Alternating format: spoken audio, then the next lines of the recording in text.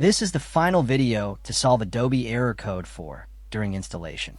Are you also facing this problem where the Adobe setup suddenly stops and shows installation failed? Error code 4. This happens when Adobe doesn't have permission to create or write files, or when the installation folder is blocked by Windows, antivirus, or leftover Adobe data. And most videos online make the fix look too complicated. When I faced this same error, none of those long methods helped me. But I solved it with one easy trick, and today on Rexist, I'm going to share every working solution so you can finally install Adobe without this error ruining it. First, run the Adobe installer as administrator so it can write all files.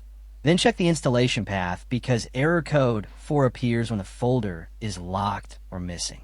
After that, delete old Adobe folders from program files and app data to remove broken leftovers. If the error still shows up, turn off your antivirus or Windows control folder access because they block Adobe from writing files. And as a final fix, install Adobe in a different drive to avoid permission conflicts. These methods work for almost everyone facing error code 4. If you want a full step-by-step tutorial for each method, comment below and I'll make it for you.